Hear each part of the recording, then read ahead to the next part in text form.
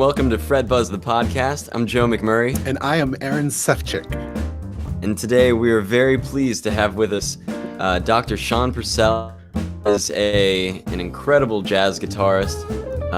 He was my teacher, and he is the guitarist for the Navy Commodores band, and he is a professor at George Mason University teaching arranging and jazz guitar.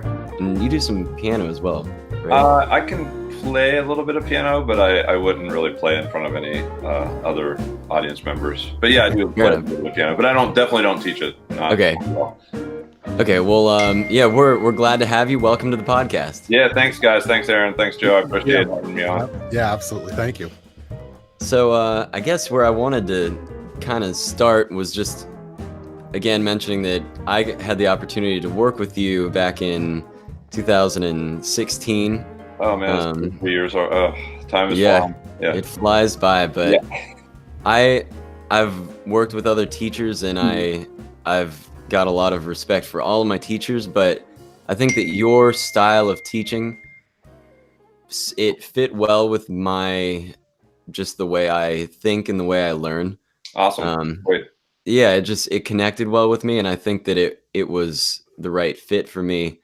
And I literally have my notebook full of your stuff right within arm's reach of me right now. Excellent. A+. Yeah, thank you. Yeah, but it was you have a very methodical way of teaching, which was good for me. You know, I'll never forget running bebop scales off of the root of every chord, the third of every chord, the fifth, the seventh, the ninth, all that. Especially over what was it, Lazy Bird? Oh yeah, Lazy Bird. We did all kinds of stuff, I guess. Yeah. That's great. That's awesome. Yeah, I'm glad you said that, Joe. I mean, I try to be methodical, but I also try to work with each student. So some students do well with the methodical, some don't do quite as well with the methodical. So I try to adjust, but I definitely sneak the methodical in there no matter what, because I think it's just important to kind of develop a methodical practice routine. Yeah, otherwise you find yourself, you're not as efficient in your practice time. Right. That time is precious. Right. Yeah. As you probably know now that you're done with school, time just kind of flies by. And I feel like a lot of students think that when they graduate, they're going to have more time. So I think a lot of students not a lot of students, but students definitely, like, their first couple of years have the attitude of, I can't wait to get out of school so that I can practice more. But I try to let them know that this is probably one of the most fertile periods for practicing that you're going to have. So use that to your benefit. So developing a method early on, I think, is important, so that when you do find that you're running out of time because you have gigs or you're teaching yourself or you're, whatever you're doing, you still can get something done, even if you have 30 or 40 minutes. And if you're not methodical, it becomes difficult to do that, I think. Yeah, there are definitely those times when I decide I'm going to play for fun for a little while, and I'll put on a backing track, and I, like, 15, 20 minutes later, I'm like, oh my gosh, I'm still playing over.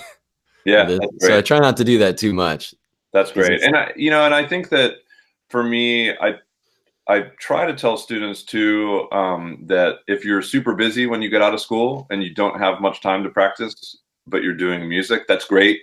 That means you're being successful. So I feel like if you have enough time if you feel comfortable with all of the projects you're doing and you feel uber prepared all the time, then not that there's something wrong, but maybe you're not working as much as you need to be successful. So I spend most of my time feeling just sort of not overly prepared in any one area.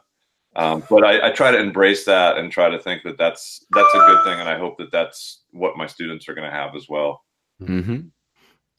Yeah, it's not comfortable I feel very uncomfortable not being prepared, but it is something that's always there.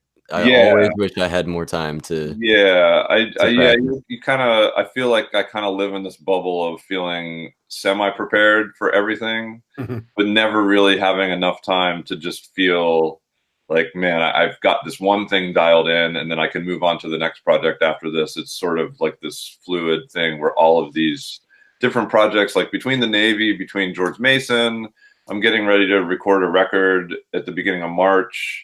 So I'm Awesome. writing music for that, making sure that I'm getting rehearsals and charts written for that.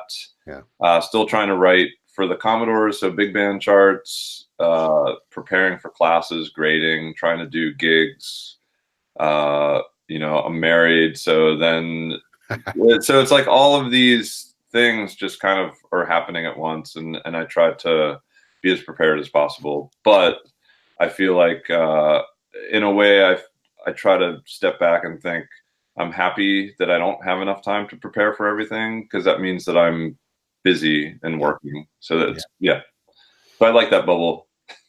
Yeah. Oh, yeah. Absolutely. It's a good bubble to be in. I find with most of my students, I'm going to say 80, 85, if not even more students, getting back to this idea of practicing. Most of people don't know how to practice. Sure. That's a very big gray area for people in terms of if you only have a half an hour of time per day, and structuring that half an hour Sure. so you get the best of your ability into that half hour. Yeah, I would agree with that. And I think that practicing how to practice is almost as important as just the actual act of practicing the instrument. Yeah. So I still find myself trying to tweak how to be more efficient. If I'm, say, if I want to start to work on like diminished scales, diminished patterns, I have to try to develop some kind of methodical approach to it, so that, when I do have just 30 minutes, I can actually accomplish something and not just feel like I've wasted 30 minutes just thinking about this particular concept. So I feel like it's another lifelong endeavor to just keep developing your practice routine and changing it and assessing it. Like when you're 20, my practice routine was one way, but now that I'm in my 40s with a little less time, maybe I have to structure it a different way.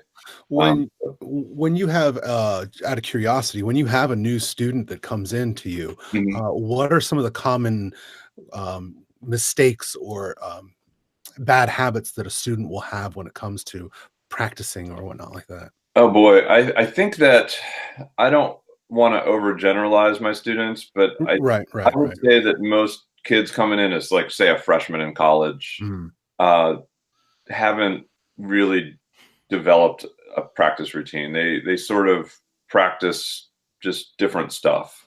So as different concepts are thrown at them, they just kind of practice that. So if they're in jazz band in high school, they'll practice a chart, or they'll see someone on YouTube talking about how to superimpose pentatonic scales over chords. And so then they practice pentatonic scales over chords because they think, hey, that's pretty cool. That sounds cool. Right. Then they'll throw in, I guess, technique. So I feel like, not that it's a mistake, but most students come to me as freshmen not necessarily having a specific practice routine or knowing how to put together a practice routine.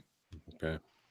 Practice routine, I mean, it shifts for me based on what I have on the horizon work wise. Sure. You know, I had a jazz gig on Thursday night for Valentine's Day with a duo, and my whole routine for the week really shifted to prepare for that. Sure. My warm-ups became more jazz warm-ups. The bulk of my time was spent on jazz concepts and jazz, making sure I was tight on the charts and that sort of thing. Sure. Whereas like this week, I've got a more of a bar brewery kind of gig coming up. And so I have, it's going to be more rock oriented. Right. I'll sneak in some of my jazz tunes, but I definitely shift my routine from week to week. Sure. And I think that that's just knowing how to do that as well is important. It's like, how to do that, so that works for you. So like today I'm playing a 5-hour Hasidic Jewish wedding gig. 5 hours. Yeah. So just in that one gig, I'm going to play solo acoustic guitar for the ceremony, kind of pseudo. It's not really jazz, but it's kind of Yiddish music, but we play the head and improvise. So it's a jazz presentation of that. And then for the actual main portion, it's very heavy rock, but Yiddish tunes. Well, yeah. So you know, it's definitely different than when I'm teaching bebop scales at Mason on Thursday or doing a Commodore concert.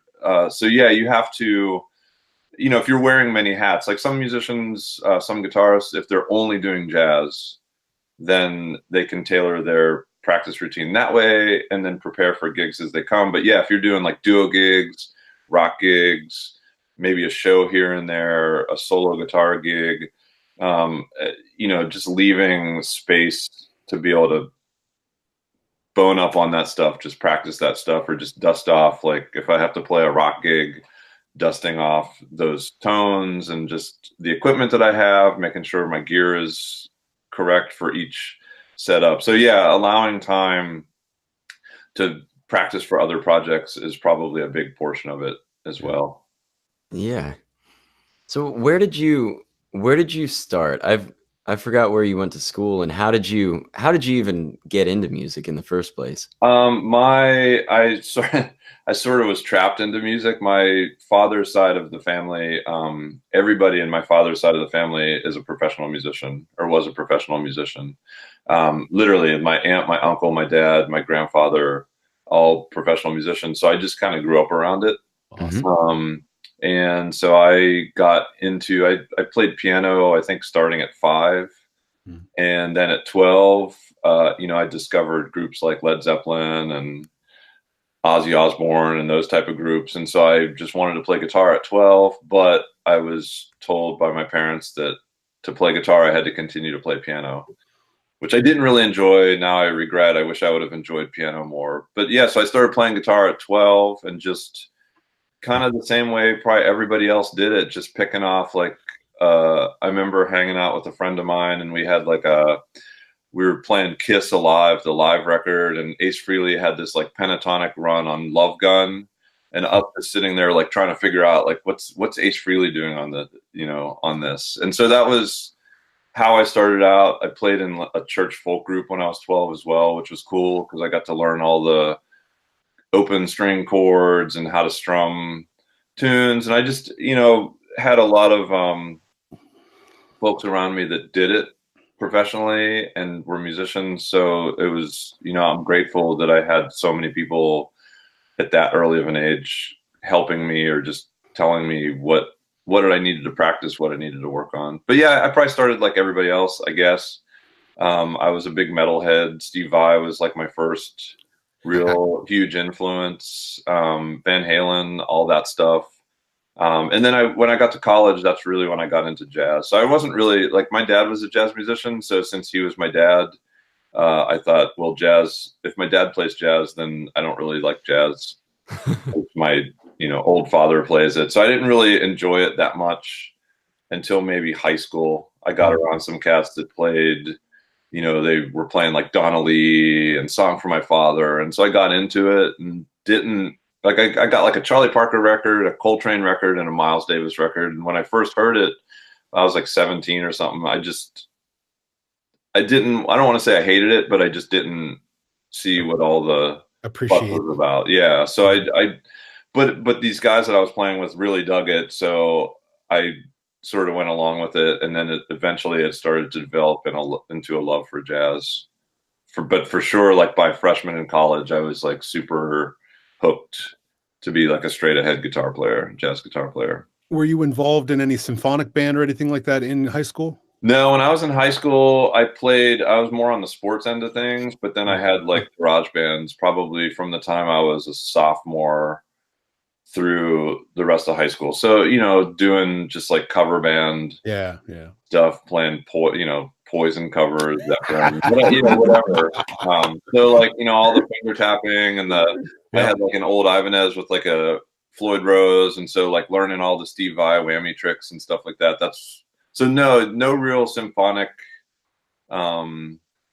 experience. But because my dad was a professional musician, he would put me on gigs that I really probably shouldn't have been on. I wasn't ready for. And so I could, when I was like a senior in high school, I played the Ice Capades for a week. And was doing gigs probably by the time I was like 15, playing like weddings and gigs. Wow. So I wasn't totally ready for it, but it was a good experience. It kind of showed me what it was like to be a professional guitar player, even though I wasn't at that level yet. Awesome. So your dad kind of helped push that a little bit. Oh yeah, absolutely. Absolutely. Great. Yeah, I worked with Dad.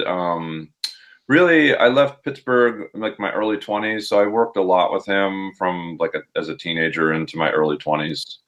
So yeah, all of that experience was great, and he taught me about reading. He taught me about like Freddie Green for Count Basie, how to chunk, chunk, chunk, chunk, and all of this stuff that I just didn't at the time care about or particularly like. But now I look back on it, and it was a great experience, great help, and great advice for sure. So yeah, the track of being a pro musician, I don't know. I guess I had a decision to make to do it, but I never really felt like there was anything else I wanted to do. Right. You're lucky. Well, I guess so. So I don't know if a lot of people would say lucky. But yeah, I that's another thing with my students, like at Mason, is I know that 95% of the students that I run into, maybe even a higher percentage, don't have parents that are pro musicians, or don't have parents that are maybe even interested in music. And there's kind of like a little bit of a battle because I don't want to say most parents, but a lot of parents aren't particularly thrilled when their kid comes and says, I want to do jazz studies for my college degree. Yep. So I just have to kind of also realize that as part of teaching, and I know Darden, my wife that runs the program at George Mason, we try to give them like real life experiences in the way of like gigs and performances, and try to teach them also how to be a musician, because it's more than just practicing bebop scales. It's where dressing appropriately, showing up on time, knowing that if it's a rock gig, you can't bring like a Super 400 Gibson with a totally clean sound and do the gig. Like, these are things that I somewhat took for granted just because I saw it as a young player. Yeah. But a lot of students just don't have that experience. They just don't know anything about just the actual act of being a professional musician, I guess. Right. Real life situations. Once you get out of school and, sure, and actually making money for yourself and going out there and treating yourself as a business. And sure. Yeah, absolutely. And so we try to do as much. I mean, I meet with my students once a week for 14 weeks a semester. So it's just a woefully short amount of time. Yeah. To teach them all of this stuff. So just try to give them bits and pieces as it goes. For sure. I thought one of the most helpful classes at Mason, I think I've said this on a prior podcast, but was the art of teaching music. Mm-hmm. That class was split into two halves, and for half the semester, we actually learned how to teach more effectively. There was a lot of teaching philosophy and like actual like teaching. The professor would bring in some of her private students, and one student in the class would teach that kid, and everyone would analyze what they did. And like it made me think about the approaches I have to teaching and dealing with different people and different needs. But the other half of the class was, they taught us how to like do taxes and write out our private studio information pack to give to parents, like late policy and cancellation policy and all kinds of real world practical things. It was very useful. That's awesome. Yeah, that's these are things that I'm really thrilled that they have that class, because these are things that a lot of people just find out the hard way. Yeah. They get out of school and they think like, okay, I'm going to gig and I'm going to teach and I'm going to tour and I'm going to be this and that and record, and they don't necessarily have an idea of how to put together, like a teaching contract. If you're putting together a private studio and every other week a kid is canceling, do you have a policy? Do they pay you? Did you just eat that time? Putting together that type of stuff. Learning how to teach. Like it's harder. I think it's more challenging for me to get a student from point A to point B than it is to get myself from point A to point B. Oh yes. I feel like I know what to do to accomplish what I want. But to try to teach a student that is really challenging, and it's again, it's like a constant, like, lifetime fluidity of changing. You're teaching up, knowing that each student's not the same person, so one approach doesn't work with one student the way it does with another one. And so teaching, again, it's like a whole nother aspect of music that you have to practice and you have to think about. You can't just think, I need to make some money to pay for my rent, so I'll get some private students. It's so much bigger than that. And that can tend to get lost sometimes. But yeah, so it's wonderful for me at Mason, especially because I get to see students for 4 years. And, obviously they have a little bit of an incentive because they're being graded. But to just learn how to take a student that's a freshman, 17 or 18-year-old that hasn't really had much jazz experience or guitar experience, and try to get them, by the time they're 21 or 22, to be ready to get out there. And unfortunately, I don't really get to talk to my students about teaching, so I'm glad that they have classes like that, because there just isn't enough time to deal with all of these things, unfortunately. Sometimes I run into, it's an internal struggle in myself with certain students. Some students respond well to, if you're hard on them, they step up their game. Some tend to shut down. Sure. And there's a fine line, and I'm constantly trying to figure out where that is with each student. Because sometimes, you tell a kid, this is what I want you to do, and you're really nice about it, and this is how you're going to get to where you want to get to, and then they show up the next week and they haven't done what you asked. Sure. And then maybe you try another week with the kind approach, and then they don't do it, and it's like, okay, if you want to get here, like, you're not going to get here. I don't want you to, like, there's no reason for you to be doing these lessons if you're not going to practice what I'm going to practice. Right. You have to say it tastefully, but with the right amount of harshness to make them feel like they've got a responsibility to do what you're asking. Oh, no. Right. Yeah, like, I'm just as important as your basketball coach. Yeah, luckily with the grading system, there's like a built-in inherent incentive for the students to practice.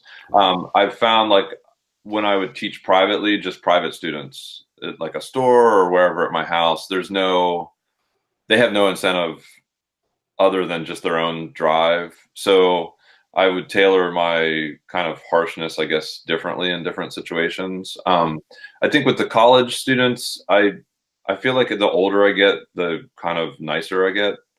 If I was teaching you maybe when I was 30, I would have had little to no tolerance for anything.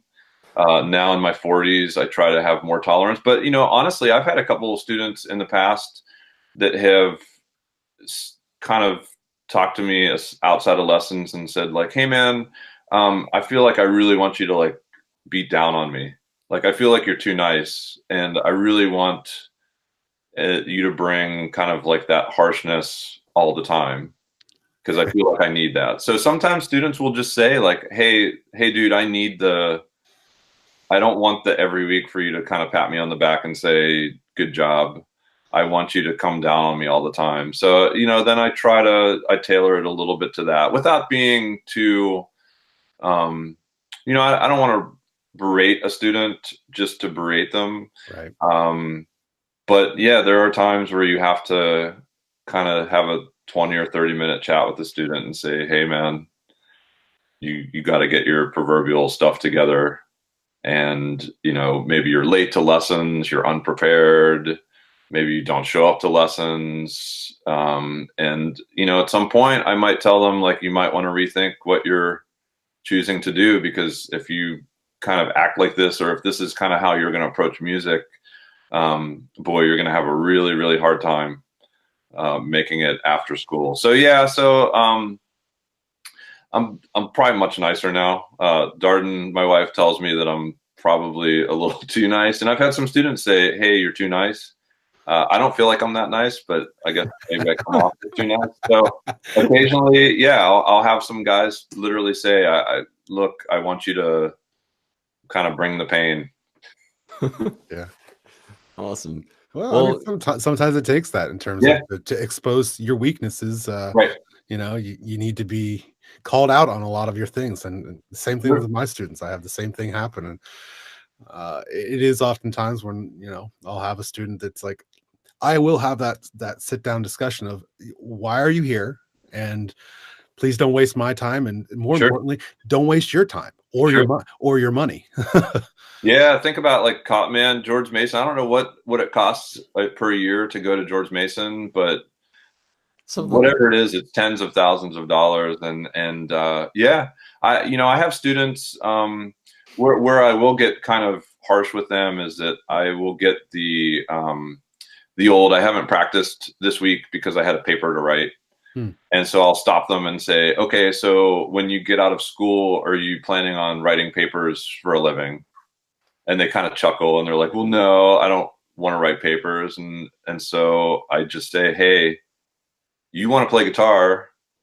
You came here to school to play guitar, Yep. but you decided to not practice this week because you had a music history paper to write. Obviously I don't promote getting poor grades in classes, but I will tell students, maybe you need to adjust your time. And if you don't get that A+ on that paper, maybe you get an A- or a B+. But if you practice 10 hours over the next couple days or week, that will pay off for the rest of your life. The paper, you'll forget about the paper, but the practicing has to come first. And then, time management becomes really important. I feel like with teaching, there's just so many elements to try to teach a young guitarist: time management, how to play the instrument, how to be a professional, just lots of, it's much deeper and much heavier than just, hey, make sure you know your major scales and your modes. Yeah. Yeah. So can we jump back to your upbringing? You Yeah, went to absolutely. music school in Yeah, I went Pittsburgh? to Duquesne University. Yeah, Duquesne University in Pittsburgh. And that was like a super important experience, obviously, in my life. They had a large guitar program, which people out there probably are thinking, I've never even heard of Duquesne University, but they have a large guitar program. They had, I think when I was there, they had something like 40 guitar majors. Whoa. Maybe 40 or 45 guitar majors between classical and jazz. And so consequently, they had like 5 or 6 adjunct guitar teachers.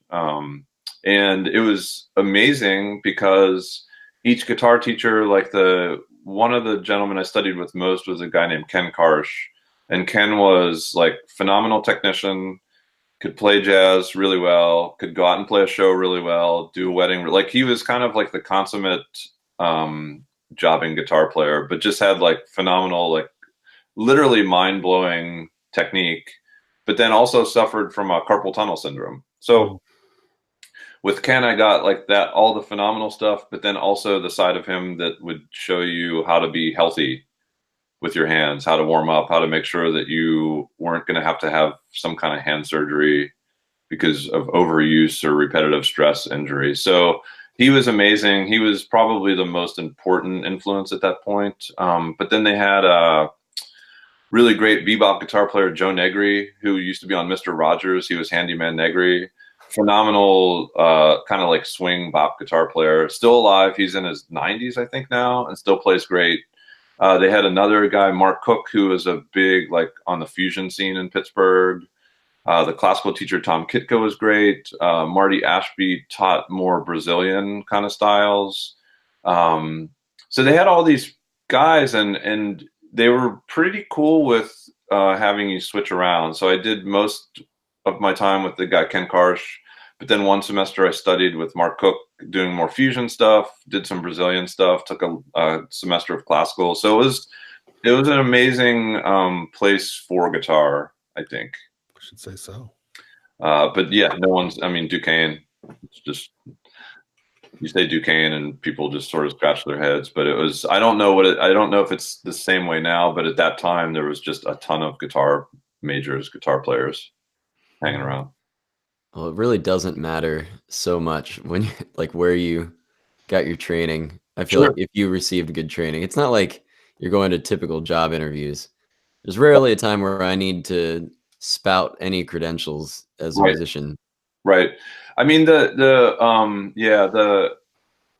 only downside with Duquesne was that, I mean, it was in Pittsburgh, so you made connections in Pittsburgh, but it was not the same as maybe like a North Texas or Miami, where you were meeting a lot of musicians that were going to be out in the world after they graduated. Duquesne was kind of pretty sequestered to like local musicians.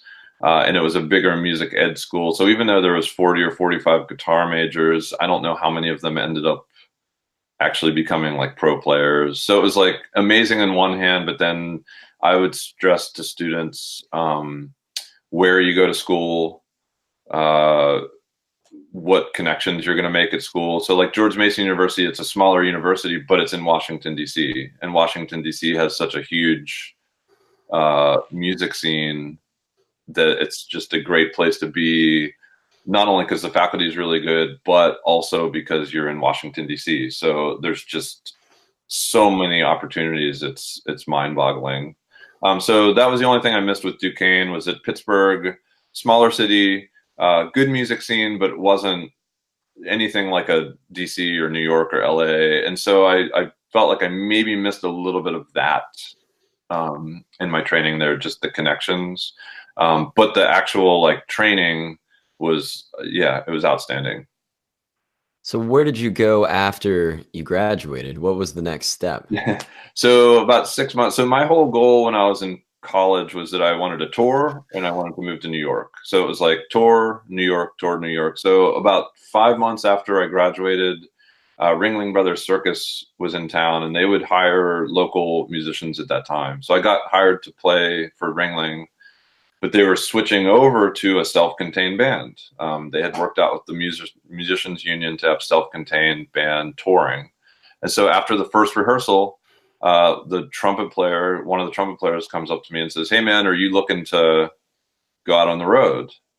And so I was like, yeah, ding, ding, ding, like tour, go to New York. So I'm like, yes, yeah, I would love to go on the road. And he said, okay. So we did the rehearsals, we did a week run, and the band leader invited me back to his train car after the last gig and just basically said, hey, we're starting rehearsals for the next tour in 3 weeks. Would you want to do this gig? And I was just like, you know, hell yeah, like I'm down, I'm ready. So it's like, it was one of my first experiences though, because I had a lot of gigs lined up. So I had to call all these people in Pittsburgh and basically say, hey, all of these gigs you've booked me for 3 weeks from now, I'm not going to be there. Yeah. But it was great. I went out, toured with Ringling for 2 years, almost to the day, 2 years. So a month of rehearsals. And then literally about the first year was about 55 weeks without a week off touring. Wow. And then a couple of weeks off and then another like 40 or 50 weeks for the second year. And so I completed the whole tour, which I think was like 90 some cities. It's crazy. I was unaware that Ringling even had a band. Well, now Ringling's just totally gone. Right. Unfortunately. Right. But yeah, at the time they had a self-contained band of like, I think it was a 9-piece band. And at the time it was really cool too, because Cirque du Soleil had become really popular. Mm-hmm. And so Ringling was kind of moving more towards that type of music. So it was very, not super rock and roll, but kind of more rock and roll, like artsy rock and more, I guess, I don't even know how to describe it. So it was cool for me as a guitar player because there was just so much stuff for the guitar in the show. Yeah. But I just had a blast doing it. But 2 years was enough. You know, that was like pre-cell phones and pre-internet, or it was just coming on the scene. So I remember just like doing your laundry became like an entire day endeavor, because I remember being in a train yard and getting a payphone, calling like a cab company. I think it was like in Dallas, and the cab company asking like, well, which train yard are you in? There's like 5 or 6, and you had no idea. So it became this kind of Right. day-long frustration just trying to, you know, wash your boxer shorts or whatever. Right. But it was great. It was a great playing experience. I made really great connections. Chops improved a lot. Developed tendonitis during that time because I was like a young kid. I was like 22, so I wasn't warming up, and we were playing constantly. So I got a nice early experience in how to treat my body better and also overcome tendonitis while still doing 10 shows a week. Wow. So it was a great experience for me at that age because I was super young, and it kind of checked that touring box. And yeah, we had a lot of fun for sure. I mean, did you have like elephants on your tour train? I mean, you had the full Well, yeah, gamut of we had a bit of, I mean, equipment. it's a bit of a long story, but we had a, like my first train run in '94, we had a train wreck. It was in Lakeland, Florida, and Oh. our car got totaled. So I within a month, I was like in a train that actually flipped off the tracks and got totaled. Oh my So God. that was sort of an experience in and of itself. For the first year or so, we lived in hotels because they lost like 20 or 30 train cars, and it takes time to get, you know, I guess you can't just go down to the local train car dealer and get train cars. So yeah, I spent most of my time in hotels, but yeah, when we were on the train, yeah, you had all the everything, the clowns, the acrobats, the animals, but the train was like about a mile long. So you weren't really, it wasn't like we were living in a car where the next car down was a bunch of lions or something like that. Right. It was definitely like separated out quite a bit, but yeah, it was the circus. Were you practicing on the train while you're traveling? Yeah, I practiced it like, so that was a really great thing about the circus was that it paid well, and you were stuck there, and even though you were doing like 10 shows a week, you had a ton of time. Because you know, 10 shows, 2.5 hours a show, everything else like was free time, and you couldn't go in, like you were on the road, so you could either practice or I guess do other stuff, but I practiced a lot. So it was really important. And their drummer there that was really great. We would get together before shows and just play. And occasionally I would write stuff and have people come in like early before a show and play. So it was very cool in that way. Like lots of time, didn't have to worry about paying bills, only had to worry about playing guitar. And that probably was the only 2 years of my life where I literally only had guitar to think about. Right. You know, didn't really have to think about anything else. So it was a great time. I think I was 22 when I started that, 22 to 24. So it was wonderful. Like I feel like that really just like technically when I came back off of that, like my chops felt just really great.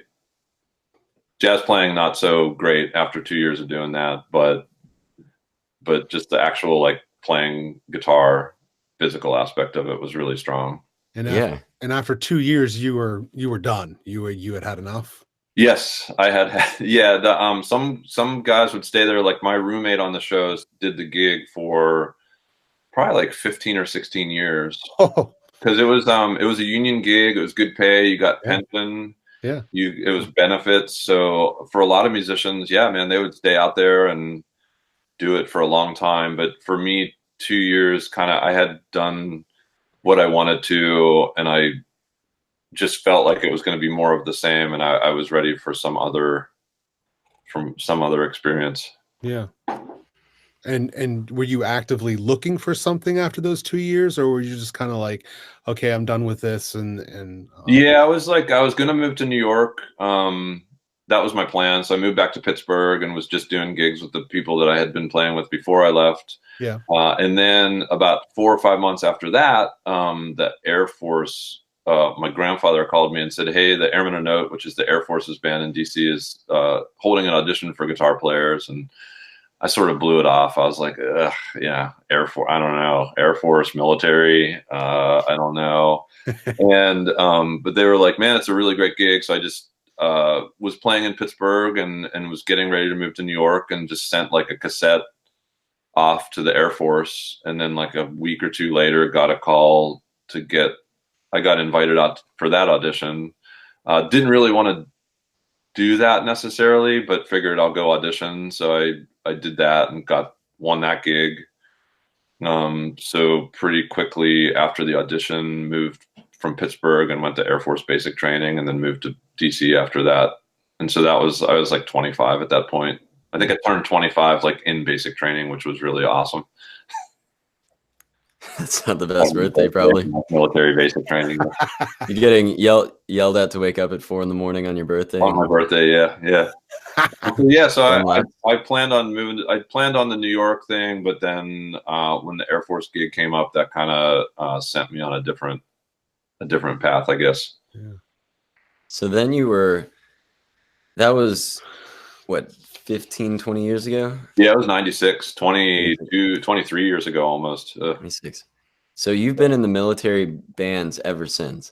No, I long story there too. I did the Airmen of Note for 8 years, or almost 8 years. And then Darden was also in the Air Force band.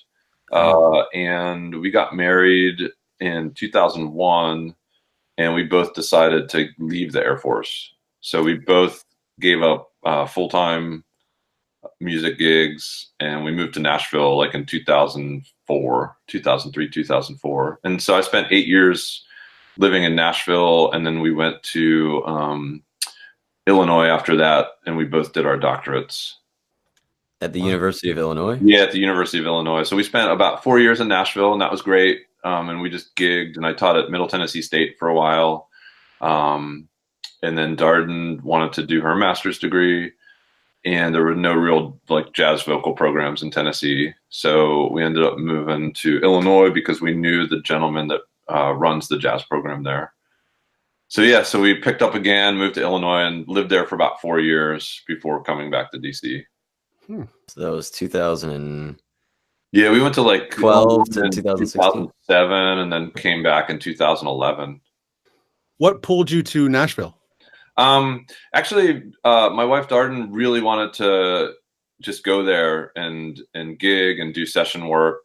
And so when we were still in DC, we went there for about a week just to visit and loved it.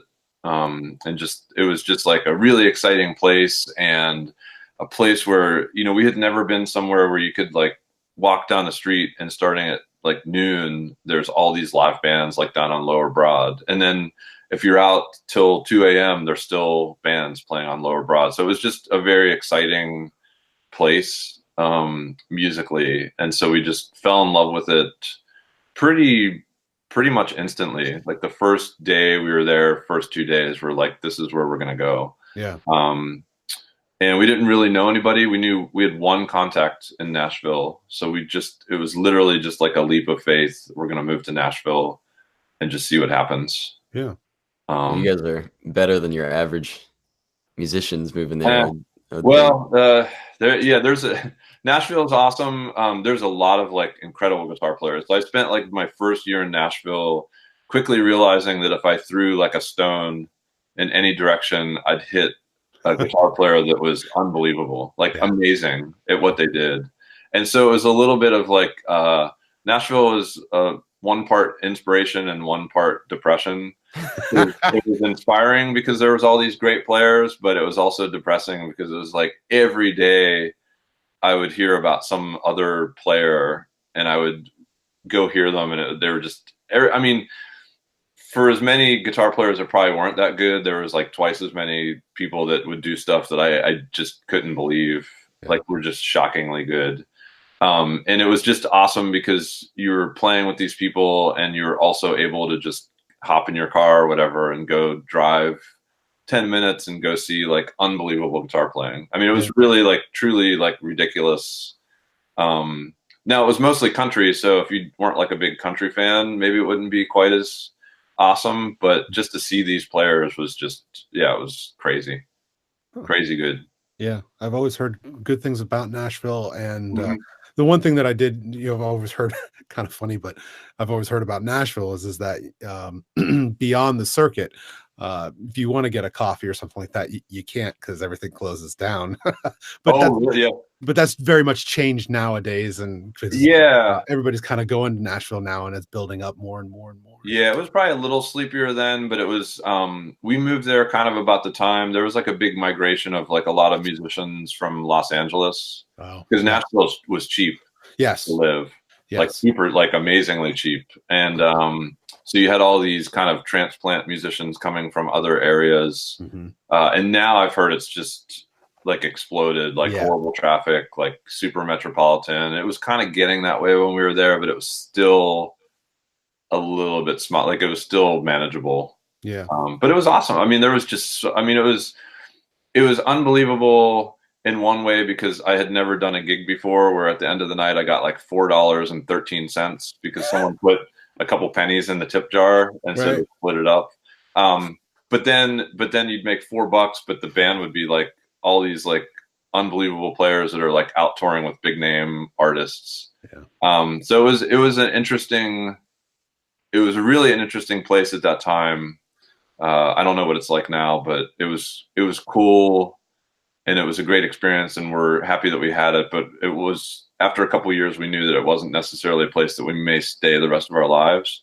But the experience was really wonderful. And it was weird too, because Nashville, and I don't know if there's anybody listening in Nashville, so I don't want to get flamed for this, but it was like the first, like I could read pretty well, and even at that age, and it was like the first place that we went where I felt like being a pretty good sight reader was not at all a helpful thing. And I remember even playing with like a band and they wanted me to learn something, and I said, well, do you have a chart? And they kind of like poked fun at me because they kind of said, oh, you're one of those musicians that can read music. So it was a little bit of an interesting, it was an interesting place because so many great players, but then that player might not be able to read music. So they had like the Nashville numbering system. You would think. I remember doing a jazz gig. There was a really great singer, and I can't remember her name, in Nashville, and she was like a big like backup singer, touring backup singer, but she was a jazz singer as well. And we did some gigs, and whoever did her book did the jazz book in the numbering system.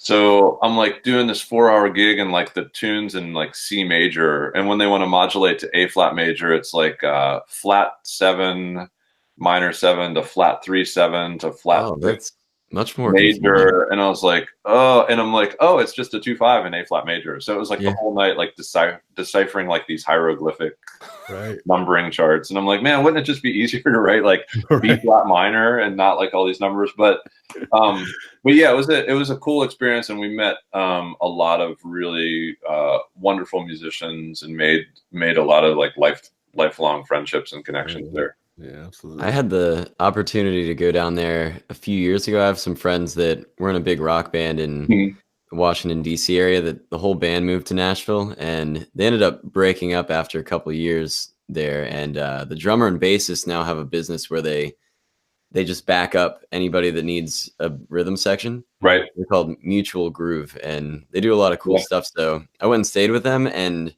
like you're saying, I had one of the best experiences of my life because all day people were just like, friends would come and stop by, and we'd be like, the three of us would be playing music, and that person would be sitting there hanging out, maybe drinking a beer or something, and then all of a sudden they'd pick up whatever instrument and they'd be insanely good. And it was like, oh my God, you're an interest. Like everyone we dealt with, like if you rented a car or bought a coffee or went to a restaurant, like everybody was a musician or a songwriter or had a studio.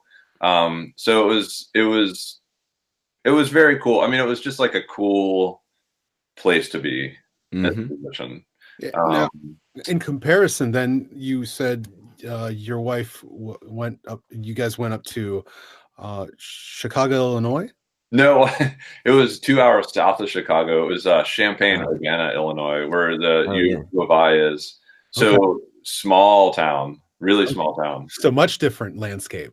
Yes, much different. Midwest, really like artsy community. So when we went there, you had this. It was amazing. I mean, it was amazing, and that was actually a place that we thought we might stay the rest of our lives. Ironically, but it was like a town of like 100,000 people. There was all this eclectic music ranging from like straight ahead jazz to fusion to like lots of like experimental, like atonal kind of free stuff. And the town, like the folks in the town, like the townies, they would support everything. So you could play like a gig of like Stella by Starlight with like a quartet and they would come out and love it. Or you could do like a whole night of just like free where there's no form, no nothing, and just like a bunch of noise, and the same people would come out and love it just as much. And so it was a really, we loved it there, even more so than Nashville. Different vibe because it was like a small town. Yeah. The music school there, I think there's like 1,000 music majors. And it's like a big electronic music university. And so there was just all this like just interesting different projects. Yeah. Very eclectic. You know, like where they'd combine like strings with like fusion, and it was cool, like all kinds of stuff. And again, the Champaign Urbana, like you weren't making, like you obviously weren't retiring on the money you were making at these gigs.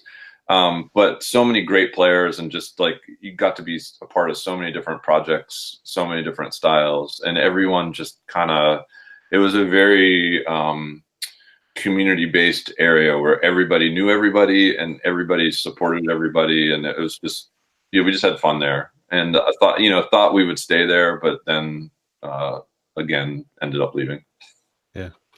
And you left because of the military band again, or the opportunity to teach? So I was like teaching. We were at Illinois, and we were hoping to teach there. Yeah.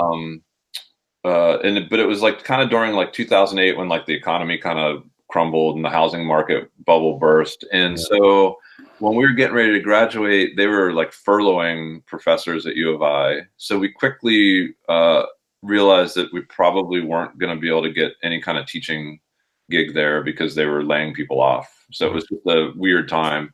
And so I was teaching at National Guitar Workshop. We were all set to leave Illinois and move to Indianapolis, and we had some teaching gigs lined up. Darden and I both did. She was going to teach at like Milliken, and I was going to teach at a place in Indianapolis. And I was teaching at National Guitar Workshop, and one summer I had like 4 camps, and it was like in Austin, Texas, Sandy Spring, Maryland, Nashville, and Chicago. So I was like in my Honda Civic driving to all these camps because they were kind of back to back. And I got an email from the jazz director at Illinois saying, you might not be interested in this, but one of your students might. The Naval Academy Band is looking for a guitar player. So I deleted it. I deleted the email. and so I'm teaching at camp, and Darden calls me, and she's like, hey, did you get that email from Chip McNeil, the guy that sent it? And I said, yeah, I deleted it. And she said, well, it's a premier band, and it's in DC, in the DC area. And she was like, would sure be nice to move back to DC because all of our families from DC and Pittsburgh, East Coast. So this was like in the beginning of July. So I drove back from one of the camps, and I immediately like overnighted materials for the academy, because I just never, once I left the military band, I just never had any aspirations to ever do it again. Not that it was a bad experience. It was just, I had done it for 8 years and I just didn't want to do it again. Right. And so I sent the materials, and one of the guys that was at the band at the time, I don't know if I had gigged with him when I was first in DC, but he knew my name. And so he called me and said, are you really wanting this gig? And I was like, well, yeah, sure. And he's like, okay. So they invited me out to the audition, and, in true like music business fashion, we were moving from our townhouse in Champaign, or our house, on like August 1st to Indianapolis. So we had a U-Haul lined up. The audition for the Academy Band was July 29th.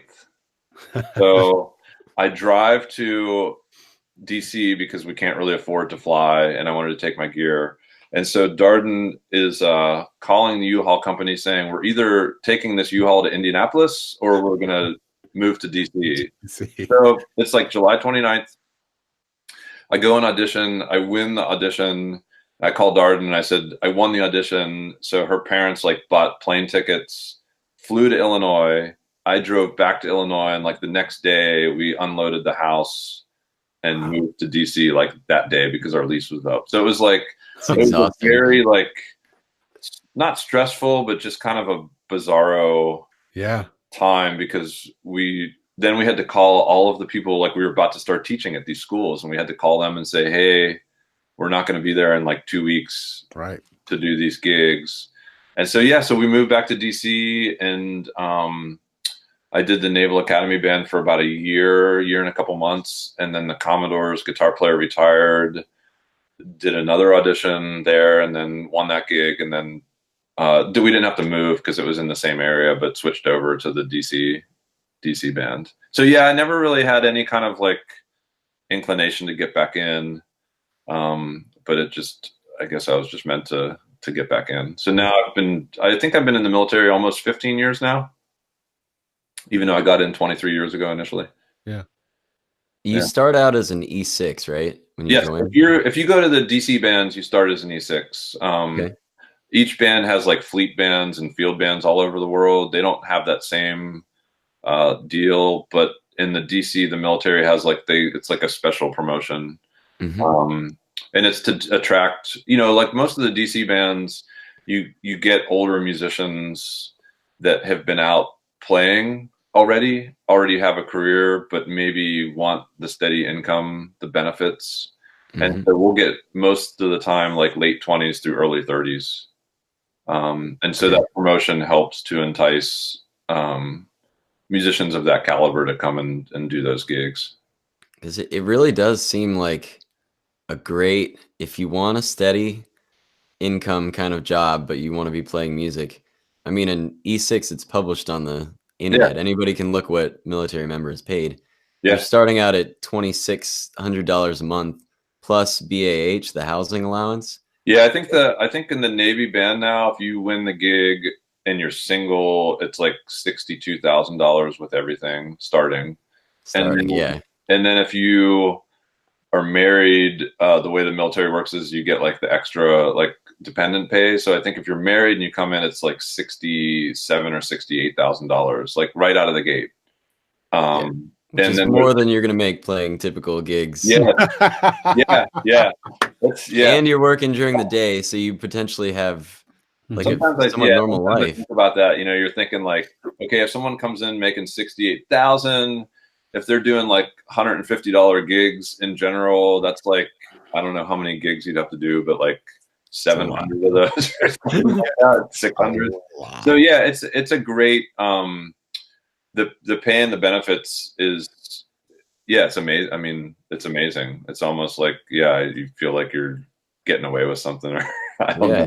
Yeah, you get healthcare, you get housing, which is untaxed. You get training. I mean, you get to go to the Navy School of Music, right? Actually, the DC band does not do that. So like, if you go to DC band, you just you check out from basic training and you go directly to E6 in the Navy band. If you're in the fleet band system, like we have some students that have done that and are doing that right now. They go through the music school and then they get sent wherever they're going to get stationed. But yeah, for DC, you go it's like basic training right to the band. Okay. Which is awesome. And do you feel like the music, I mean, in general, the music is you play, I guess you have different types of bands, right? Yep. Like some are jazz, some are rock, some are. Yeah, we have like the Commodores jazz band. There's a Cruisers rock band, Country Currents, like a bluegrass country. There's like a mixed chorus concert band. And then like the ceremonial units. And they're all, I don't want to say they're all separate, because occasionally people do cross over and play with different bands, like if someone's on leave or if someone's out for some reason. But it's pretty separated out. So it's like, I'm not, like I play in the Commodores, so I've never actually played with the country band or the rock band. I've played with the concert band, like if they have something, if they're maybe doing like a pops concert where there's guitar, I've done that. But yeah, it's pretty, like, for me, most of my gig is playing like either with the big band or playing like what they call protocol events, which are just events where you're playing background music. So it's like a background gig. Right. but it's military, so it's a protocol event. And doing like a lot of that kind of stuff, like trio, quartet, solo guitar. But yes, it's 99% jazz. Wow. Which, you know, so I'm getting paid to play jazz essentially by the government. Yeah, that's awesome. Right, and you get to play at some pretty high profile events, Yeah, you get like we have I'm not doing it this week, but we have a trio that's playing like at the vice president's house. Mm-hmm. You know, White House occasionally. Lots of lots of high level events. But I'd say most of our gig is more public based. So like one of our main missions is just kind of going out and doing tours. So kind of bringing like touring places and playing places where maybe people don't ever have an interaction with the military. So we're much more of like a public affairs, people in like small towns, like in the middle of the country, can come out and see like what their tax dollars are going to. So they can see like, okay, here is something that the military is doing that I'm paying for with my taxes, and this is good. Like I enjoy this. It's, you know, good like community relations, and then public concerts in DC. And so the protocol stuff, some of that, but more like kind of PR, public relations, public concerts, some educational as well. Yeah. Have you had the opportunity to play overseas at all? I did when I was in the Air Force. Like when I was in the Air Force, the Airmen of Note traveled a lot, like a lot. Maybe even more so than I would have liked. But yeah, we played, I think we did like 17 or 18 different countries when I was in the Air Force. Wow. So like, you know, anywhere from like Belgium, Germany, Italy, Luxembourg, countries in the Middle East. So yeah, I think it was like 17 or 18. With the Navy, have not traveled overseas. Went to Ireland for a couple days, but it was just a very short trip. With the Commodores, it's mostly like in the United States. Right. What do you have? Do you have advice for anybody that is interested in potentially joining one of the military bands? Yeah, I would say sight reading is super important. So it's not like I sight read all day long every day, but you know, we rehearse 3, 4, 5 days a week, depending on our gigging schedule. And so people are bringing in new charts all the time. We have different performances where maybe we support like a young composers competition, for instance. So then we have to sight read 10 or 12 charts and be able to perform those. So sight reading becomes uber important. Yeah, same thing as like any gigging musician, just like getting the appropriate sounds, knowing that if you're playing like a heavy like rock fusion tune, that you need like a good solid overdrive sound. For me, it's like fitting in with a big band. Like guitar players rarely play like with a sax section or a trombone section. So just, you know, if people are guitar players, especially looking for that type of gig, like if they're playing in their big bands at universities, like really trying to make the most of that experience, because that's a bulk of my gig. But yeah, the reading thing is key, and just being cool. You know, so like if we have an audition and someone comes in and they're a bit jerky maybe, or a bit just kind of, I don't know, have a strange vibe, it's like you pick up on that. And you know, you could spend conceivably 20 or more years with these people. So, you know, sometimes being like a cool person and a cool hang can sometimes even trump the playing. So it's like if someone's just a little bit better of a player, but they're kind of a jerk, I'd rather be with like someone that's a little less of a good player, but is like a really fun hang and a cool person. So I'd say just, you know, being professional and just knowing how to get along with other folks, because you're just with the same folks for so long. Different than gigging. I mean, you know, you need to be cool to be a gigging musician, but you're playing with different people all the time. So if you do have like a little bit of a dust up with someone, maybe it's not the end of the world. You don't have to address it. But like with our gig, if two people if their relationship goes south, you're still in that room with that person for a long time. So you have to just learn how to get along with people for sure. Yeah. And you are representing, obviously, Yeah. you know, Yeah. so. And yeah, being like, you know, we don't, like, there's probably misconceptions. Like, I'm not at the Navy Yard at 7 a.m. doing like PT, doing push-ups with the band.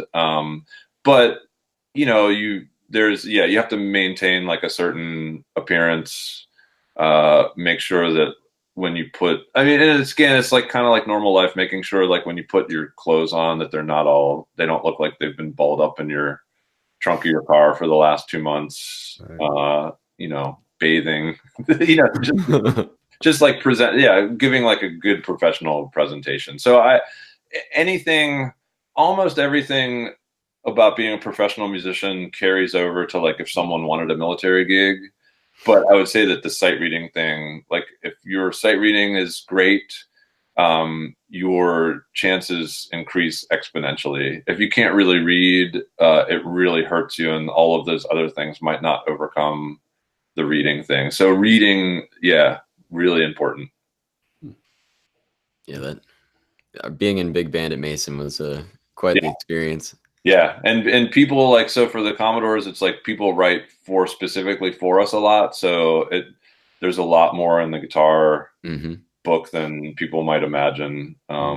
So yeah, that's like my crusade, is to just like make sure that all of my students can read really well, because almost every gig that I've done that's like a steady gig that pays well and has benefits and stuff has been in large part like due to reading, like show work, the circus, military gig, like all of them. If I was a poor sight reader or couldn't sight read, all of those gigs would just be, I wouldn't have gotten them, and they would be like, I don't know, like it would just be like a nightmare trying to keep, like if I couldn't read that well, keeping up with the Commodores book would just be like a constant, like I'd have to devote my entire life to it. Right. Like I'd be like everybody else would be like hanging out, and I'd be like sight reading reading until 1 a.m. every night trying to keep up. So yeah, sight reading is like super, super big one. It's something that your average guitarist who's not in, academia, in the world of academia, your average guitarist doesn't read treble clef or actual music. You get they don't read as much. They could still like, I don't know how much reading like say our country band does. So like maybe if you're a country guitar player and you're trying to get a gig with the country band in the military, maybe the reading wouldn't be as big. But then that guy, the guy that's in the country band right now, Joe Friedman's like a great jazz player, lived in New York. He can read really well. It's like you're gonna at some point be faced with playing with some other group where you have to. So it's like I feel like you can never escape reading, unfortunately, as much as I'd love to.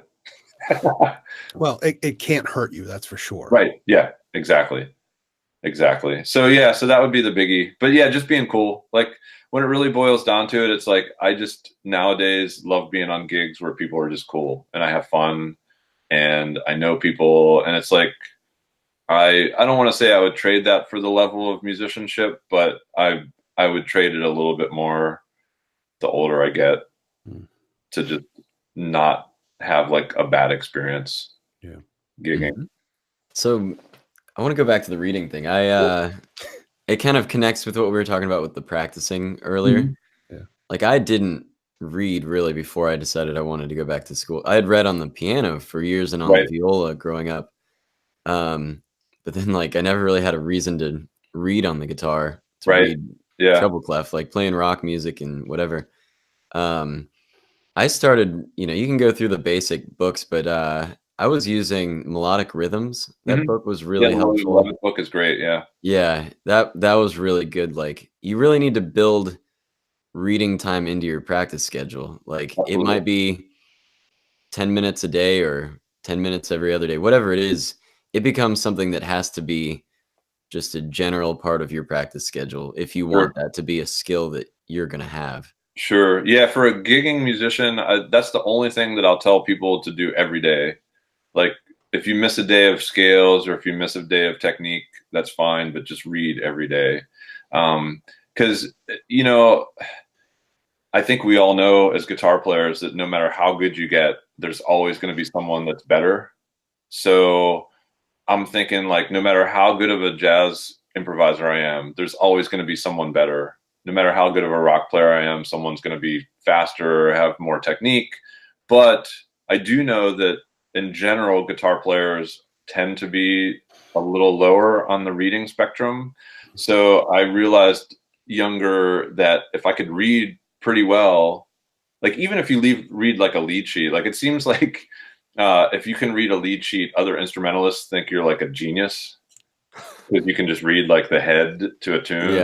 Yeah. So we kind of, people have different expectations for us as guitar players. So I'm like, if you can read really well, like you'll get a certain amount of stuff because of that. Even if maybe there are better jazz players or something, you're going to get some type of work that none of those people can get because they can't read as well. And I mean, let's face it, guitar players were terrible readers. It's like if you, like, I feel like I'm a pretty good sight reader, but if I put myself up against like a tenor saxophonist, even like the worst tenor saxophonist reads at the same level as like the genius guitar player reader.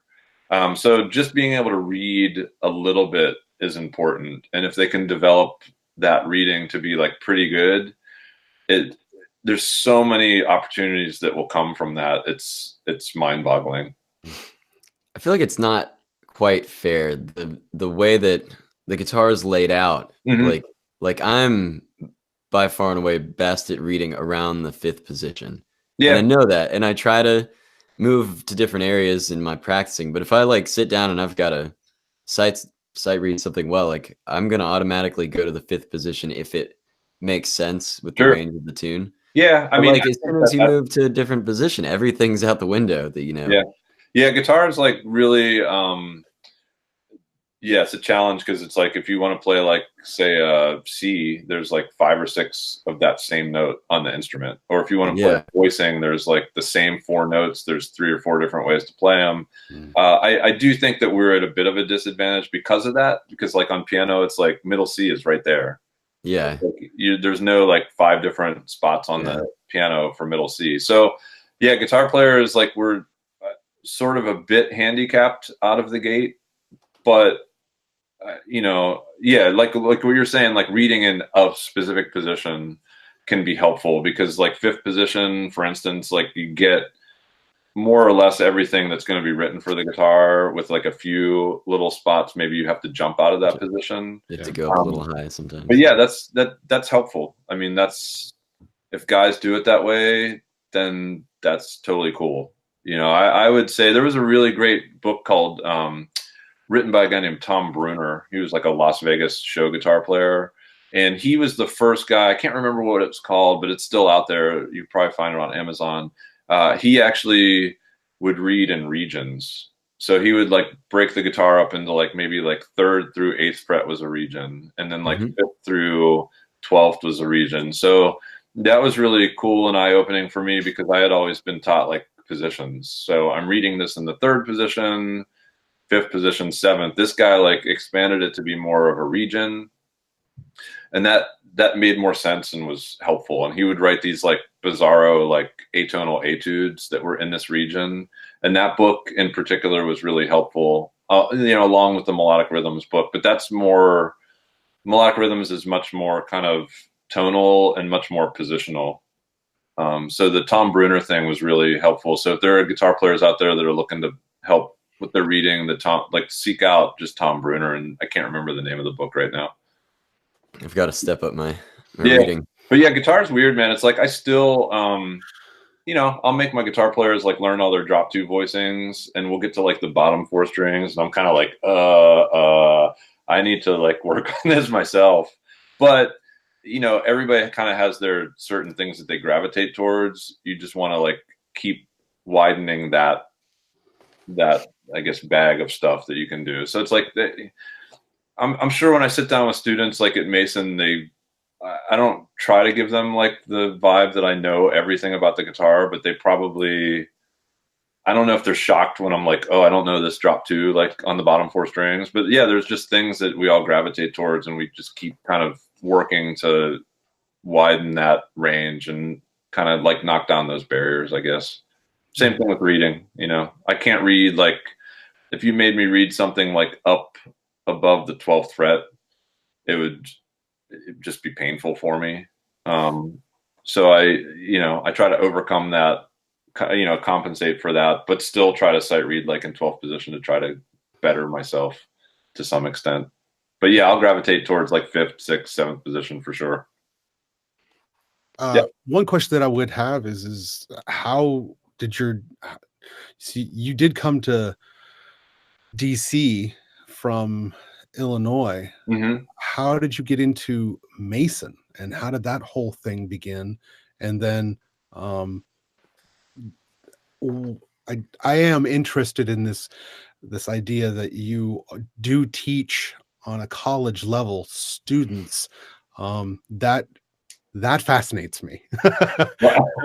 I really like that aspect in terms of the educational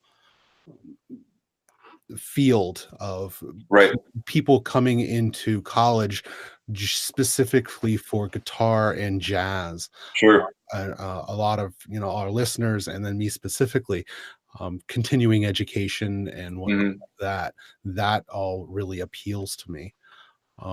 So how, like, again, how did that whole thing begin? How did you get into being a professor at Mason? And then the whole aspect of being a professor, and teaching loads of students, and and that whole journey of that being able to teach college. I think I started teaching. I taught at Mason like in the 90s when I was first in DC. And Jim Carroll, who was the founder of the jazz program, hired me, and I taught there for a couple of years. And that was like my first taste of like teaching on the college level. I had never done it before, and I was probably like maybe late 20s. So I didn't really fully grasp the impact at that point. It was just, at that point for me, it was just kind of like, I show up, I teach lessons. Right. Kid A doesn't practice, so I just tell him like, hey man, like you got to practice. And then kid B is really good. And so it was just kind of that. I didn't really treat it as like being a professor or anything. It was just like, I'm showing up and getting paid to teach lessons. I just happen to teach them at this school. Right. Then when we went to Nashville, I had a friend that ran the program at Middle Tennessee State University. Okay. And so we moved to Nashville, and he wanted to hire me to teach there. And what I quickly learned, and this was a great experience, was he said, yeah, I'd love to have you teach here. Okay, great. And then as the semester got closer, he said, do you have your master's degree? And I said, nope, sure don't. And he said, oh man, he's like, I can't even float your name to these people. They'll just, there's no way.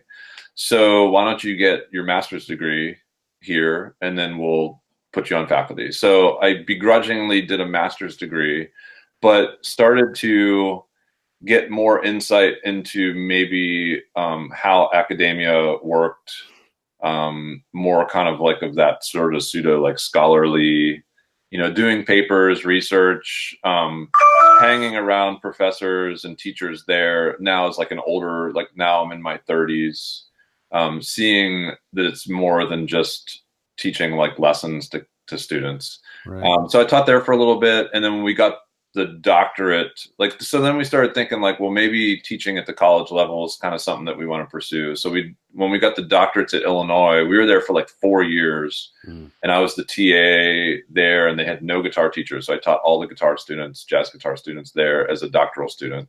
And that was like super eye-opening. Like we learned so much about just how universities work, how programs work, what universities are looking for. So like nowadays you can't even get, and it's unfortunate, but it's just the way it is. You can't even get an adjunct teaching gig at a college without a master's degree. Like they just won't, unless it's maybe a private school that can do things the way they want them. But if it's like a state school funded, maybe I guess you could get it with a bachelor's degree if you're like a big name person, but for everybody else, like the rest of us, got to have a master's degree. And now even like they're wanting doctorates to teach like adjunct part-time. And certainly if you wanted a full-time teaching gig, yeah, definitely the doctorate. So when we came back, I had my doctorate, and I taught at Towson for a couple years. Like the Naval Academy did a gig at the Towson University, and they just happened to be looking for a guitar teacher. And the guy, I guess, liked how I played. And so I taught there for like 2.5 years, 3 years. But after 3 years, the commute, it was like 80 miles each way, 2 days a week, Right.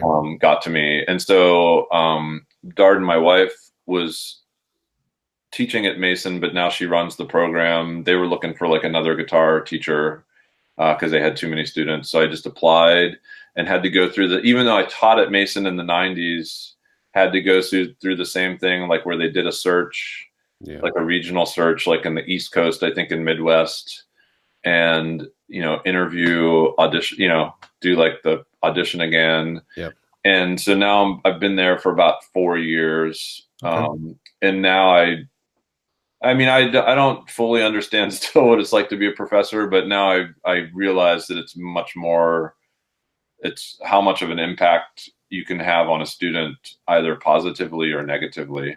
Right. But yeah, so the being a professor, I mean, I don't really even like think about it. It's similar to like when I play with the Navy. It's like, even though I'm in the military, it's like when I'm playing, I'm not necessarily thinking about that specifically. Same thing at the university level. But I would say that, you know, for people out there that maybe want to teach at the college level, just having the academic credentials now, for better or for worse, is a must. So, you know, get a master's degree.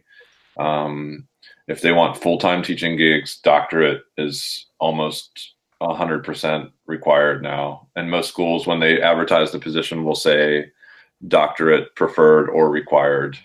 And master's is always put as required for a job listing.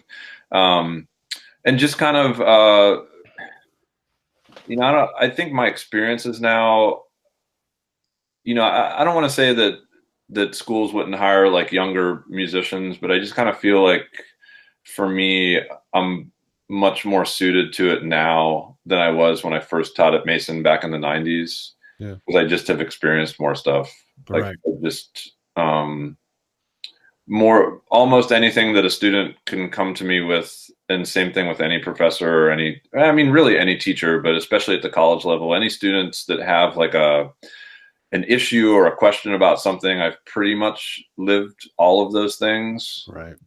So, you know, just trying to bring that experience to that situation. And so, like, in a way, like, I like that aspect of it. I also like the private teaching aspect, where if you're teaching privately, maybe you don't get as involved in the people's lives, maybe, but maybe you do sometimes. And there's like a positive experience to that, where it's just like, okay, we're just doing music and I'm just going to focus on music with you.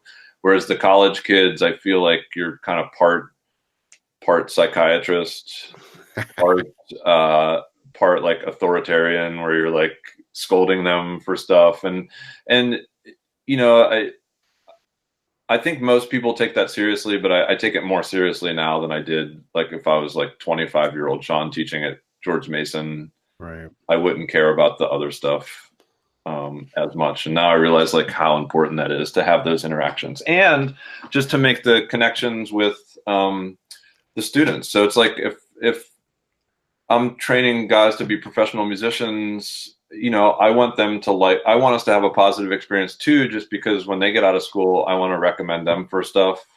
And I would also want them to recommend me for stuff. Yeah. You know, that's like another thing. It's like, I have a lot of students that they'll have a gig that they can't do. And I'll say, oh man, you know, hey, if you ever in a bind, like, let me know. And they just kind of look at me like, you would want to do this gig that I was supposed to be on? And I'm like, well, yeah, like I'm a guitar player, I'm a musician, like I want to, yeah. So just kind of having like that relationship of professor to student, but then also quickly in a couple of years you're going to be peers, right? And just trying to make their experience, like trying to like get them to point B, but helping them along the way with like other types of issues, you know, like the invariable guy that's has some kind of like personal problems, and they maybe bring it up. So then you kind of delve into that personal aspect of things.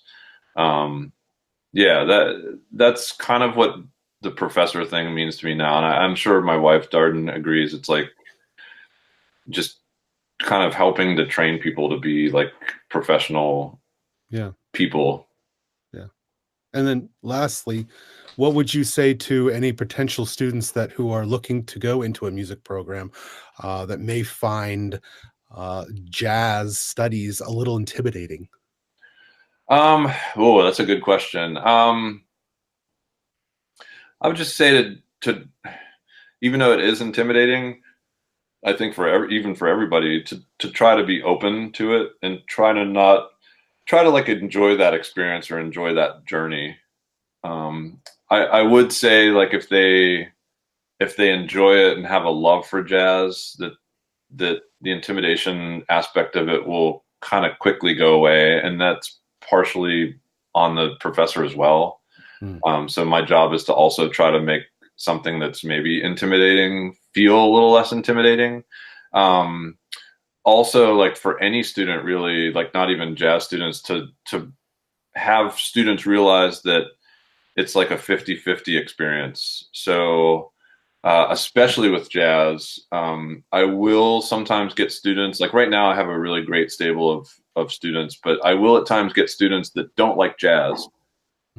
They don't hesitate to tell me like, hey man, I don't like jazz, but I don't want to be a classical guitar player, and that's all I got.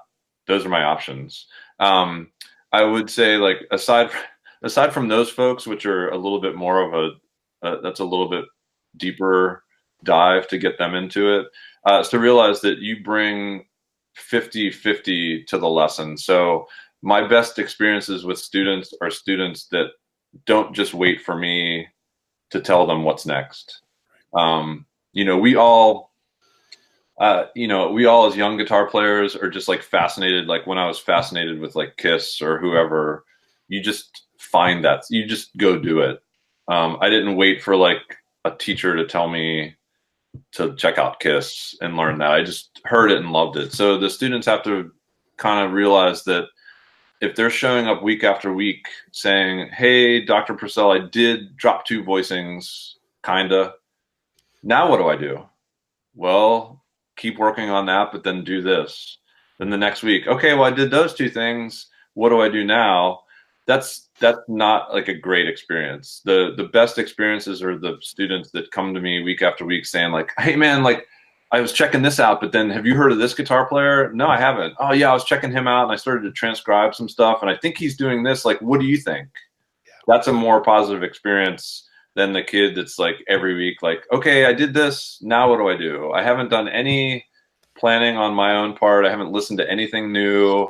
I just did exactly what you told me. And so the students that aren't maybe into jazz as much or intimidated by it right out of the gate are usually a little bit more like that. They haven't found that curiosity yet for jazz. So I would say for them to try to find that and develop that.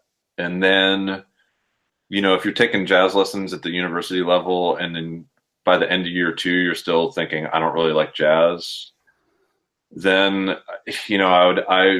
I'm never really one to tell them do something else. But if you're getting a degree and after a couple of years, you just don't like that style of music, that's a problem.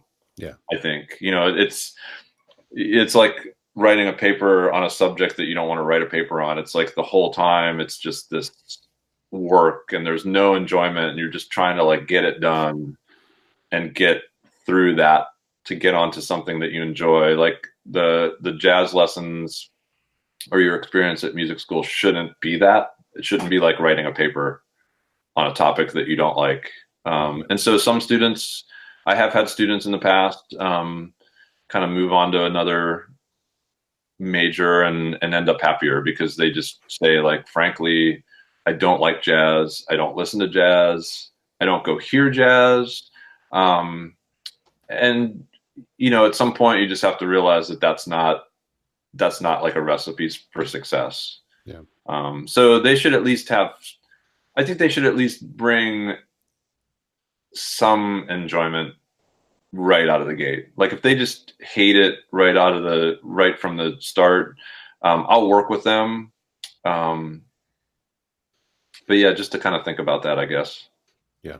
Yeah. I don't want to scare anybody off. Well, no, I think the more that you can break down those as an individual, the more that you can break down those walls and be more accepting to different styles of music, I think Sure. you're well on your journey. That's part of the process of opening Right. yourself up as a musician and learning more and more and being able to, let's just say you are a rock player or a metal player or whatever it is, and the acceptance of saying, okay, I may not be into that. Right. But at least now I can understand these concepts and incorporate them into what I'm Sure. already doing, and making yourself a better player by doing that. Yeah. Versus, No, that's great. yeah, versus kind of just always holding up this wall against it and saying, no, I don't really enjoy jazz and I'm going to be against it. Well, you Right. may need to reassess your. Yeah. Yeah. If you're that way, then I would say maybe look for like another career path or another like major. Right. But yeah, like I've got rock guys that study with me like right now that they'll say like, I'm not going to be like a professional jazz musician, which is fine. Yeah. But they're like, man, I really dig like Jimmy Herring, or I really dig like Derek Trucks or these people. Mhm. And so I realize that they're using improvisational elements that are taken from jazz. So even though they're not themselves like hugely like jazz guitarists or loving jazz, like they love those elements. So they do the work, they study it, they do the transcribing, and then they kind of bring that to the style that they play. And that's awesome. I mean, that's great. That's perfect. Yeah. It's a huge deal to be able to take it took me a while to connect rock playing and jazz really well, but like you were saying with Jimmy Herring and guys like early Robin Ford and Larry Carlton, there's all these players that infuse jazz elements into their rock playing or blues playing, and like you have to play some straight ahead jazz in order to learn how to play that way. Sure. And then there's that day that you realize you can have your overdrive pedal on and like, yeah, you know, you're playing a rock solo and you just like throw this bebop kind of lick in, and like you don't draw it out too much, but it's amazing what it can do. Oh yeah, yeah. And I playing remember in other genres. Yeah, I remember that was a big thing for me, like because I was like such a huge Steve Vai fan, and I remember him talking about whatever time he was at Berkeley that he would spend time like each day reading out of the real book. Mm-hmm. So I'm thinking like, okay, here's this like guy that doesn't, you know, high school Shawn doesn't think he sounds like a jazz guitar player, but he's saying like, you know, I read every day out of the real book and learn like my jazz voicings and stuff. And I'm like, man, that's awesome. Like, that's great. Like, I want to learn all that stuff, even just as like to better myself as a musician, even if I don't end up being like a jazz or a rock or whatever player I'm going to end up, like, I want to know all of that stuff to bring to whatever I do. Yeah, and in your compositions, I mean, understanding jazz harmony is just, it's incredible in what it can do in songwriting. Man, I feel like there's no amount of information that's going to be like, there's never like a negative impact on knowing something new. You know, so if you like, even if someone's like a death metal guitar player, but they like want to like, you know, think about like a guy like Alex Skolnick, who I think was he in a band called like Testament or something? Yep, Testament. Yep. So he like kind of quit that and became like a jazz guy. Mm-hmm. You know, so even if he didn't become a jazz guy, even if he stayed like in Testament, you know, you can bring those elements to that music, or just like better, like just learning more stuff. I still get fascinated with watching like people. I don't really finger tap ever, but I'm still blown away and get super like excited and download videos and like instructional things on like, you know, sweep picking or finger tapping, stuff that I'm maybe not going to do on a jazz gig, but it's still cool to me. I still want to like learn how to do it and have fun doing that. So, I mean, I guess in the end, I would say that the biggest thing that I would say to anybody, but especially students, is that it should be fun. to play. So if it constantly feels like work and it's not enjoyable to you, that would be the big red flag.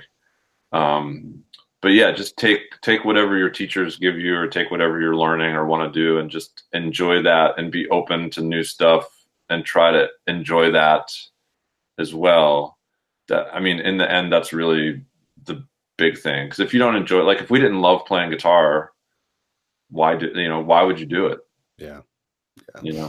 Yeah. The best students, like you said, are the ones that you give them their coursework or their homework, and then they come back with, that and more. Yeah. Be curious, be curious. It's not, guitar lessons on the college level is not like taking like your theory 3 class where you just do the work as quickly as possible to get done so that you can hang out with your friends or get to other stuff. It should be the thing that you're constantly like seeking out new information and being curious and wondering about stuff, and then bringing it to your teacher. Like, think of the teacher as a guide as opposed to just like your teacher, like someone that you can come to and say like, hey man, I was checking this out. I don't understand it, but I love it. It's cool. Can you help me with this? That's great. Those are my best lessons, is like some student that says like, hey, I was checking out Alan Holdsworth and he does this like really crazy lick. What is this? Yeah. And then we kind of like figure it out to get, it's like you kind of do it together, and it's great, and it's a good experience. And the students need to also learn that teachers learn as well. Mm-hmm. So if you bring a new guitar player to me, I'm going to get something out of it as well. Mm-hmm. So again, like win-win. Yeah. And the student often sees you light up, and you're like, ooh. Yeah. It's exciting. Yeah, I'm pretty convinced that all these kids like think that when they get with a teacher, that the teacher knows there's nothing that this teacher doesn't know, and that they're like a robotic, like, I don't know. I don't know what the perception is, but yeah, I get as excited as they do to hear a new guitar player or hear some new thing. Yeah. Well, awesome. I know you've got this 5-hour wedding gig, so yeah. we want to be cognizant of your time, but thank you so much for doing this. Yeah. Hey, thanks guys. I really appreciate it. I had a blast. I'd love to do it anytime again, for sure. Yeah, awesome. And we would actually really like to have Darden on as well. That'd be great. I'm sure she would love to do that. Yeah. That would be wonderful, because we've not had any singers on, or at least nobody who's like first and foremost a singer. Sure. We've not had any females on. Oh, really? True. Oh, wow. Yeah. Yeah. Not on purpose at all. Good. I'm sure she'd love to do it. Yeah, that'd be great. Well, yeah, thank you again, Shawn. We really do appreciate it. Thanks, guys. I appreciate it. Yeah, it was a blast. All right, guys. All right, yeah, have a good one. Bye. All right, yeah, you too. Bye. Yeah, bye.